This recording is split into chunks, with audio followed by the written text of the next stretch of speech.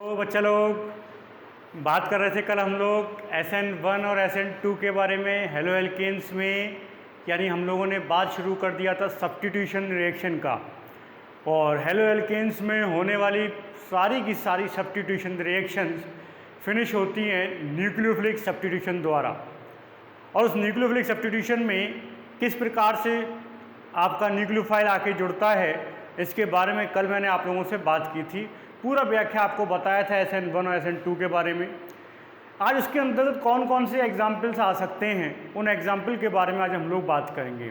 बहुत सारी रिएक्शंस हैं, मैंने लिखा हुआ है आपके सामने, सब कर एक एक करके सारी रिएक्शंस आपको बताऊंगा। ये रिएक्शंस आपके कंपटीशन के लेवल पर और आपके बोर्ड एग्ज़ाम के लेवल पर बहुत पूछी जाती हैं, इसलिए रिएक्शंस का अच्छा पढ़ा जाना आपके लिए बहुत ज़रूरी है। ठीक है, तो एक एक करके सारी रिएक्शन की बात करेंगे, बीच में लॉजिक भी जो आएंगे उनके बारे में बात करूँगा। ध्यान से समझिए इन रिएक्शंस को। शुरू करता हूँ मैं आपकी पहली रिएक्शन, ध्यान दीजिए। पहला था आपका एक्वस KOH। ठीक है, एक्वस के इंपॉर्टेंट बात है, सारी की सारी न्यूक्लियोफिलिक सब्स्टिट्यूशन। अगर आपसे कोई ऐसी कह दे कि बताइए हेलो एल्केन में होने वाली 2 न्यूक्लियोफिलिक सब्स्टिट्यूशन, तो आप कोई सी लिख सकते हो। ये सारी की सारी आपकी न्यूक्लियोफिलिक सब्स्टिट्यूशन होती हैं, सब न्यूक्लियोफिलिक सब्स्टिट्यूशन है, आप किसी को भी दिखा सकते हो। तो एक एक करके सारी रिएक्शन के बारे में बात करूँगा, ध्यान रखिए आप लोग। सबसे पहले मैं लेके आया हूँ एक्वस KOH। आप किसी भी हेलो एल्केन की रिएक्शन करा रहे हैं एक्वस KOH के साथ में, और ये कल भी मैंने आपको बताया था KOH का एग्जाम्पल लेके न्यूक्लियोफिलिक सब्स्टिट्यूशन। मान लीजिए आप लेके आ रहे हैं C2H5Br, ब्रोमोएथेन कह दीजिए, एथिल ब्रोमाइड कह दीजिए, और इसकी रिएक्शन कराई है मैंने किसके साथ में, KOH। वो भी कैसा है आपका एक्वस। ये ध्यान रखने वाली बात है, याद रखना एक्वस KOH और एल्कोहलिक KOH दोनों में अंतर होता है। जब एक्वस KOH होता है तब तो ये सब्स्टिट्यूशन होता है, लेकिन अगर एल्कोहलिक KOH आ गया तो ये एलिमिनेशन शुरू हो जाएगा, विलोपन होने लगेगा और एल्कीन बनेंगे। विलोपन में आपसे अलग से बात करूंगा उसके बारे में। ओके, तो ये यहाँ पर जो हो रहा है ये सब्स्टिट्यूशन है, यहाँ पे OH के द्वारा सब्स्टिट्यूशन होगा और बन के तैयार हो जाएगा C2H5OH, और क्या हो जाएगा KBr अलग हो जाएगा। ध्यान रखना, फिर बोल रहा हूँ वो बात, ये सब्स्टिट्यूशन है, OH जाएगा रिप्लेस करेगा हेलोजन को वहाँ से, इंपॉर्टेंट बात। लेकिन अगर एल्कोहलिक KOH आ गया तो फिर सब्स्टिट्यूशन नहीं होगा, एलिमिनेशन शुरू हो जाएगा, इस बात को ध्यान रखना। ओके, तो इथेनॉल बनता है, आप जानते हैं टर्शियरी वाले जल्दी रिएक्ट करते हैं इससे।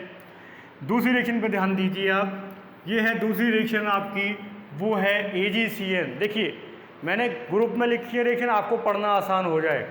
इन दोनों का मैंने एक ग्रुप बनाया हुआ है, इन दोनों का एक ग्रुप बना है, AgCN KCN, और AgNO2 और KNO2 इनके ग्रुप बने हैं। देखिए कैसे करेंगे। पहले मैं आपको कराता हूँ KCN के साथ C2H5Br की। जब आप KCN के साथ रिएक्शन कराएंगे, C2H5Br KCN के साथ जब रिएक्ट करेगा, आपको बहुत आसान रिएक्शन लग रही है ये। C2H5CN अलग हो गया KBr, यानी अगर आपसे इसमें पूछा जाए बताइए न्यूक्लियोफाइल कौन है, CN- यहाँ पे न्यूक्लियोफाइल के रूप में कार्य करेगा। ओके, और नाम है इसका प्रोपेन नाइट्राइल कह दीजिए, एथिल साइनाइड कह दीजिए, कंपाउंड्स का नाम पता होना जरूरी है। तो ये है आपका एथिल साइनाइड या propanenitrile according to IUPAC। Important बात ये कि अगर आपने यहाँ पे C2H5Br के साथ में AgCN ले लिया, 90% बंदा वही बात कि सब KCN के साथ में CN हो जाएगा तो AgCN के साथ भी CN होगा, बट ऐसा नहीं होता है। और यहाँ पे बन के तैयार होता है एथिल आइसोसाइनाइड।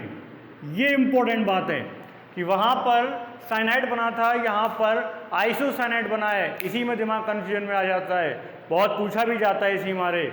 जब आप KCN से कराते हैं तो आपका साइनाइड लगता है, कि AgCN से कराते हैं तो NC लग जाता है। थोड़ा सा लॉजिक क्लियर करता हूँ, ध्यान दीजिए। देखिए जो KCN है इसमें प्योर प्लस माइनस होता है, यानी आयनिक कंपाउंड है, लेकिन जो AgCN होता है, AgCN में कोवलेंट करेक्टर पाया जाता है। इंपॉर्टेंट बात, साइनाइड एक एम्बिडेंट न्यूक्लियोफाइल है, यानी उभय तंतुक लिगेंड है, उभय तंतुक नाभिक स्नेही है। इसका मतलब होता है कि उसमें दोनों परमाणु बंध बना सकते हैं, लेकिन बंध एक बार में एक ही बनाएगा। ठीक है, तो इस केस में जब आयनिक कंपाउंड होता है तो चार्ज कार्बन के ऊपर होता है और कार्बन जाके सीधा सीधा बॉन्ड बनाता है।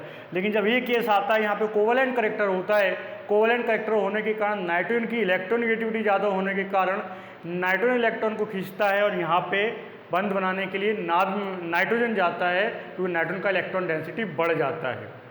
यहाँ पे प्योर आयनिक होता है, कार्बन प्योर नेगेटिव चार्ज वाला होता है, यहाँ पर सीधे सीधे कार्बन जुड़ता है, लेकिन यहाँ पर नाभिक स्नेह के रूप में नाइट्रोजन जुड़ता है। ठीक है, याद रखना इन दोनों रिएक्शंस को, बहुत इंपॉर्टेंट है। ऐसे ही अगला जो ग्रुप है आपका सिल्वर नाइट्राइड और पोटेशियम नाइट्राइड, इस पर आप ध्यान दीजिए कि अगर मान लीजिए आपने यहाँ पे C2H5Br लिया और इसकी रिएक्शन KNO2 से कराई, और एक आपने लिया C2H5Br और इसकी रिएक्शन कराई आपने AgNO2 के साथ में।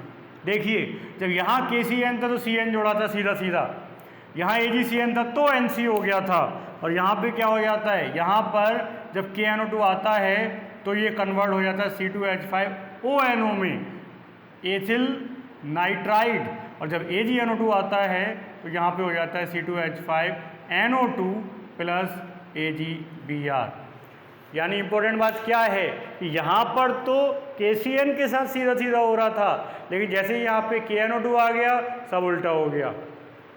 कंडीशन यहाँ पर भी सेम है, ध्यान दीजिए, पोटेशियम है, ऑक्सीजन ऑक्सीजन, ये कंडीशन आप बना रहे हैं यहाँ पे पोटेशियम नाइट्राइड, ये कंडीशन है, इलेक्ट्रॉन इधर पहुँच गया, ONO जाके जुड़ गया।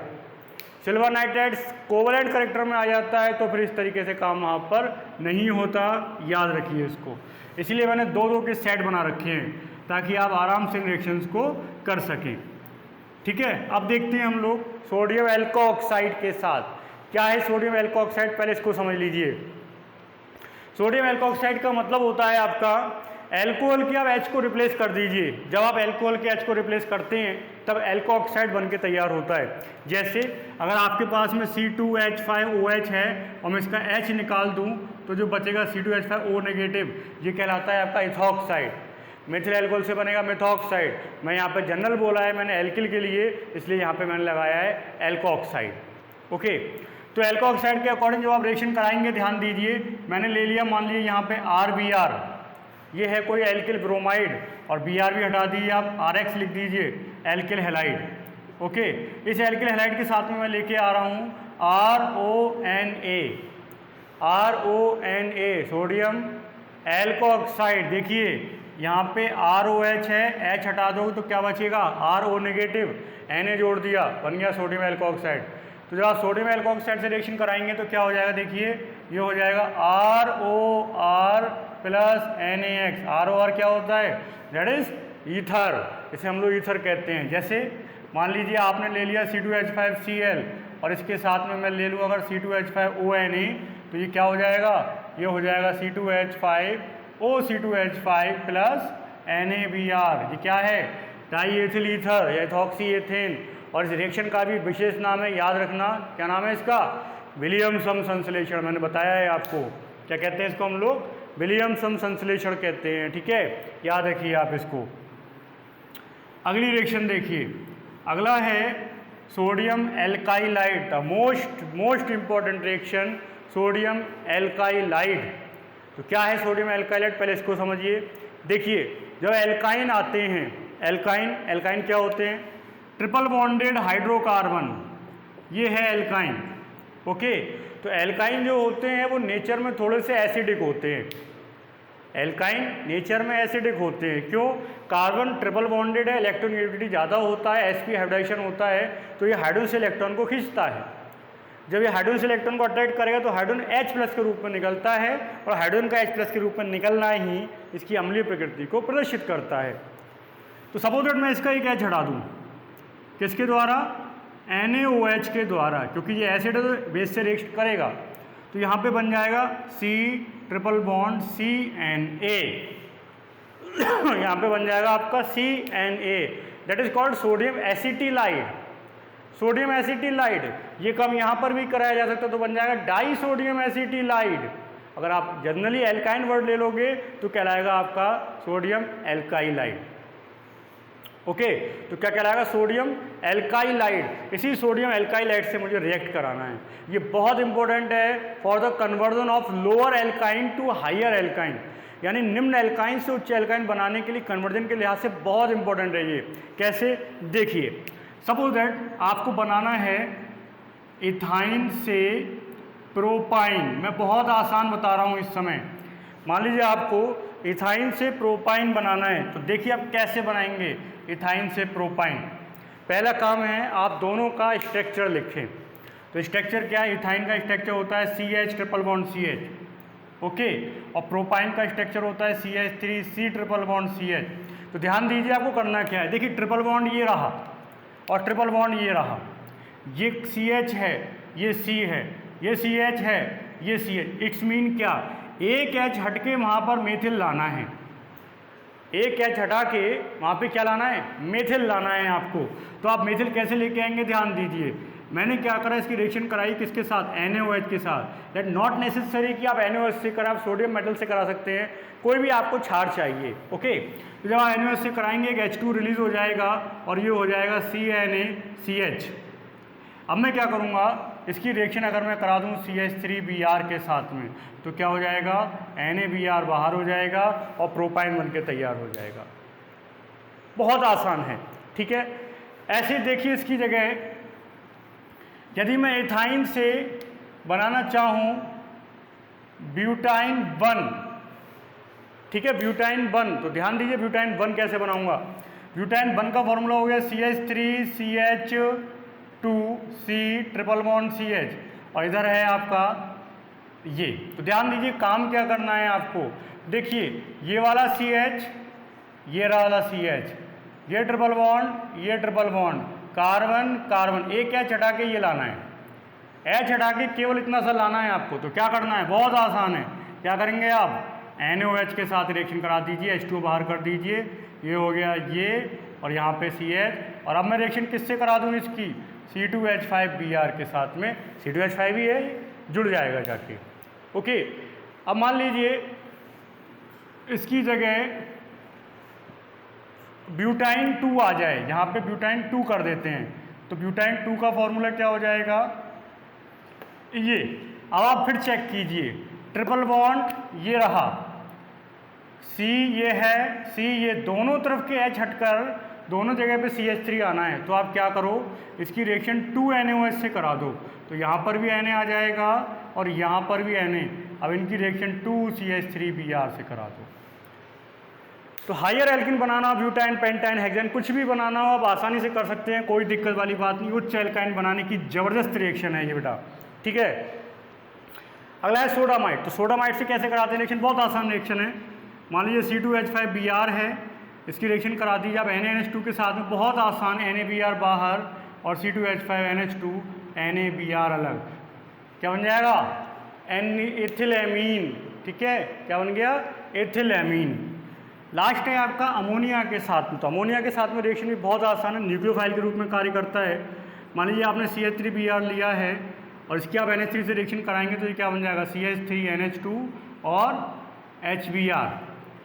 अगर इसकी दोबारा करा दी जाए रिएक्शन किसके साथ में? CH3Br के साथ, तो ये हो जाएगा CH3 का होल ट्वाइस NH, ठीक है। फिर से करा दिए तो ये हो जाएगा CH3 का होल थ्राइस N, और फिर से करा देंगे तो ये बन जाएगा CH3 का होल 4 N प्लस Br-। यानी लगातार रिएक्शन चलती रहती है, इसलिए इसको कहा जाता है हाफ मैन अमीनोलिसिस कहा जाता है इसको। तो बेटा ये कुछ अभिक्रियाएं मैंने बताई हैं आज आपको नाभिक स्नेही प्रतिस्थापन, न्यूक्लियोफिलिक सब्स्टिट्यूशन, हेलो एल्केन्स के अंतर्गत। अब हम लोग इसके बाद बात करेंगे किसका? एलिमिनेशंस का। हेलो एल्केन्स की सारी प्रॉपर्टीज़ को हम लोगों ने 5 भागों में डिवाइड किया है। पहला था आपका न्यूक्लियोफिलिक सब्स्टिट्यूशन जो मैं आपको बता चुका हूँ। अब आएगा आपका एलिमिनेशन, तीसरा आएगा आपका रिडक्शन, चौथा आएगा रिएक्शन विद मेटल्स, और पांचवा आएगा रिएक्शन विद बेंजीन। इस तरीके से 5 भागों में बांटा है। ये रिएक्शन आज आप कंप्लीट कीजिए। ये है आपका न्यूक्लियोफिलिक सब्स्टिट्यूशन। अब मैं बात शुरू करूँगा आपसे एलिमिनेशन की। तब तक के लिए बहुत बहुत धन्यवाद।